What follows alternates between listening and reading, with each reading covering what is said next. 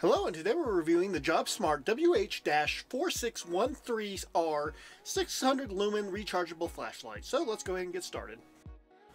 Okay, first up we have the body of the light. Now the body of the light obviously is where you're going to be holding it, and it is also where the battery is stored. Starting off with the grip, I'm actually pretty happy with the grip on this particular flashlight. I like the diameter, I like the fact that it's made out of metal, and I like the fact that it's easy to hold regardless of what size hands you have. It is perfectly functional in somebody who has giant hands or if you have really small hands. So that's all things that are going for it. It's also small enough that you can easily put it in your pocket without you having to worry about it being uncomfortable, and quite frankly I don't really have any complaints about the size of this particular light. This is about what size I like my personal flashlights to be. As a matter of fact, my current daily driver is bigger than this, and I really wish that this particular light was a little bit, well, better so I could replace my daily driver with this particular light. So honestly, when it comes to the size of the body, no complaints there. Where I do have a complaint would be, well, the fact that the battery is soldered in or built in. Unfortunately, this is using a battery that has been spot welded into place, and that means that in order to replace it, you're going to need a spot welder, and it's not something that's going to be done quickly, unfortunately, which is definitely a major disappointment, because the battery that, well, has been spot welded into it when you buy it is pretty crappy. Now, it's acceptable for the price that you're paying. Don't get me wrong. I mean, a $5 flashlight, you can only expect so much. But I really would have preferred a battery slot where you were free to swap the battery out with another battery if you so chose to.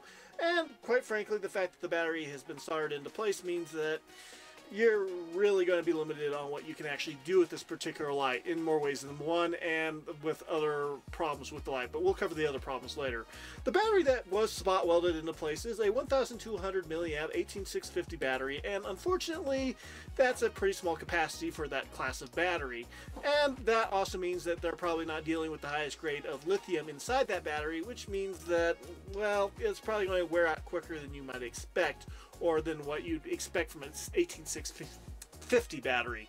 So at the end of the day, the battery that's included is good enough for the price you're paying, but unfortunately it definitely is going to limit the overall life of this particular flashlight unless you know how to do spot welds and are comfortable in doing that. So quite frankly, the battery is a major disappointment and pretty close to being a deal breaker if you aren't expecting it. So quite frankly, be aware of that, but keep an open mind. With that being said, let's go ahead and move on. Okay, next up we have the power button and the charging port. Now, starting off with the charging port, it's a fairly good showing here. It's behind a nice rubber flap, which is on there nice and securely and won't pull out easily, and is fitted just right so that it will keep water out fairly well. Now, don't get me wrong, it's not waterproof, but it should keep out rain or any other sort of flying moisture from, say, well, rain, power sprayer, Orca well splashing you. You get the point. It should do a fairly good job at keeping water out of the port when it is closed. Now, the port itself is going to be a USB-C port, which is a, well, good upgrade from micro USB, but it's also not going to be the highest grade USB-C port because there is no fast charging here, unfortunately. But it does come with a 30-inch USB-C cable, which should give you plenty of room to plug it into your dashboard on your vehicle or onto your computer to charge the light, since no power brick is included, but that's to be expected on pretty much any USB-C product, period. So yeah, no real complaints about the cord or ports here. Everything works perfectly and they get the job done. Now, going over to the power button, it's another fairly good showing.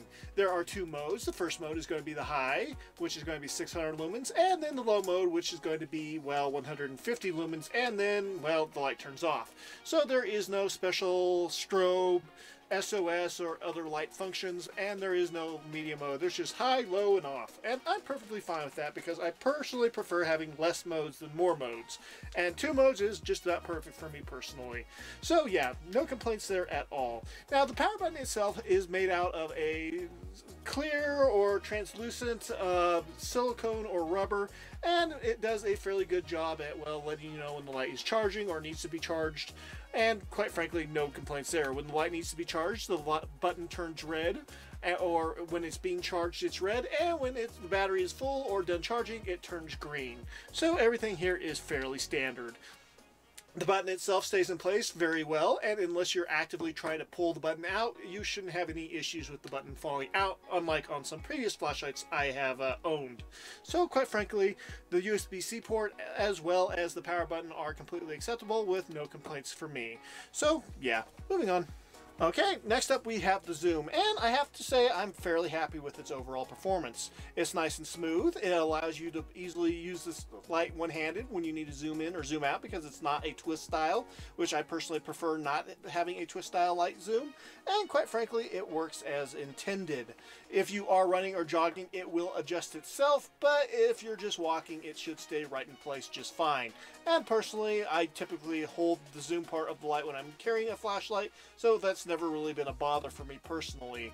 So yeah, the zoom function on this particular light is very good, and I don't have any major complaints. The light quality when you zoom in and out seems to be very even, and it is probably one of the best performances I have seen from a, well, cheap light, and there really isn't anything negative to say about it. It focuses down to a fairly good small point for looking at things at a distance, but just remember when you do have it focused down, you will probably be getting some reflected light color from whatever color your flashlight is around the edges of the light spot.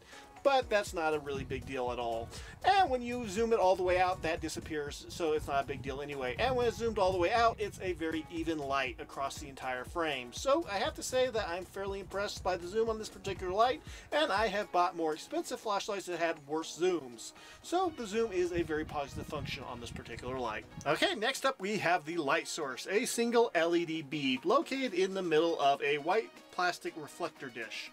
Overall, it's a fairly simple design and a low-cost design, but it's completely effective. I don't really have any complaints about the light quality or, well, the color of the light.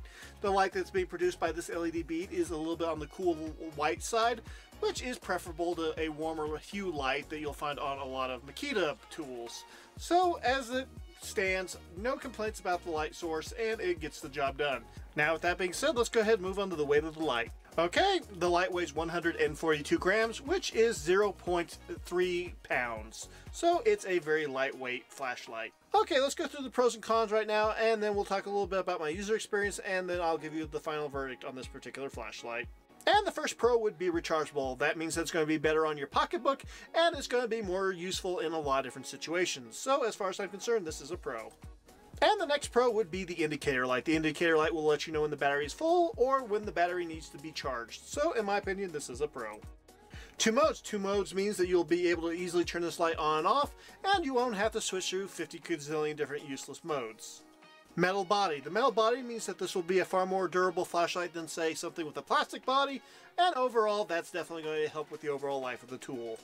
Zoomable. I know some people don't like zoomable flashlights, but I personally find this to be a pro, and it's a super useful feature for a variety of reasons.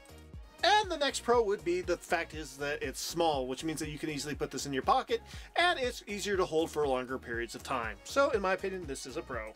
And last but not least, USB-C. USB-C means that this will probably be able to take the same sort of charger that you use on your phone, speaker, or Bluetooth headphones, or a variety of other modern day gadgets. So in my opinion, this is a pro. And the first con would be the non-removable battery. Technically, you can remove the battery and replace it if you know how to spot weld, but you're not going to be able to do any quick swaps of the battery, which is definitely a con in my opinion. Poor quality battery. Unfortunately, the fact that the 18650 cell is only rated up to 1200 milliamps means that it's a very poor quality battery, and it probably won't last the test of time. Gets hot fast. Unfortunately, this particular flashlight is prone to becoming very warm in your hand, which means that it's going to become uncomfortable to hold. It's not going to hurt you or anything, and it also means that it's going to, well, not produce as much light as it's capable of because of that heat that is causing the LED bead not to work as well. So, unfortunately, this is another major con, and another reason why swapping out the battery might just not be the best use of your time. So, yeah, definitely a major con. Slow to charge. Unfortunately, since your only option is to charge this particular light, that is going to be rather rough since the charging time is going to be 3 to 4 hours. And if you're in an emergency situation, that could be a major problem. So this is definitely a con in my opinion. Dims as it heats up. Unfortunately, this light has a habit of dimming as the LED bead becomes warm. And this light becomes warm very quickly. So this is a con in my opinion. Short runtime. The runtime on this particular light is not going to be all that long, coming in at around an hour and a half on high, and probably closer to around 3 to 4 hours on the low setting. So quite frankly, not a great option for hikers and campers. And that is it for the pros and cons. Final thoughts on this particular light's capabilities. Overall, while I was using it, I did like it when I initially turned it on, but unfortunately, as time went on, the light began to dim and the body began to heat up, and that can be a major problem. I don't think they adequately put enough heat dissipation around the LED bead, and so that heat is transferred into the body, causing, well, your LED bead to heat up and become dimmer, and that also means that it's not being nearly as effective at putting the energy from the battery where it needs to go. And since the battery is non-user replaceable, every little bit of that energy is going to be important to stay in the bulb where it belongs and not being generated as heat into the body of the flashlight. So quite frankly, this is definitely not a great option if you need any sort of long running flashlight. Now, this isn't going to be a horrible option if you just need a flashlight for 5 or 10 minutes a day to walk down to get your mail in the dark, or to check your car, or to throw in the glove box in case you live in an area with a lot of crime, and throwing a nicer flashlight is just going to cost you lots of money repeatedly. So quite frankly, there are some use case scenarios for a light like this, but when it comes to an actual emergency situation, having a flashlight is better than no flashlight, but having a really good flashlight is far superior than having a crappy flashlight. And while I won't call this a crappy flashlight, I will say that this is not a flashlight that I would rely on in an emergency situation. So if you do live in a part of the country which is prone to natural disasters such as hurricanes, tornadoes, earthquakes, blizzards, or anything like that, I would highly recommend buying a much nicer flashlight and just, shelling out the $40 it'll take to buy a nice flashlight to have a good one on hand. I really think that flashlights are one of those particular tools that everyone should own, period. And having a nice rechargeable flashlight can be a lifesaver, literally, in a lot of different situations. So, at the end of the day, would I recommend this flashlight? Yes, as long as you're not planning on relying on it and you're only going to lightly use it. But if you are planning on using this daily for more than 30 minutes a day, I would highly recommend buying a better flashlight. So yeah, comes recommended for only light use. And that is it for this video. If you liked it, please like and subscribe, and we will see you next time. God bless.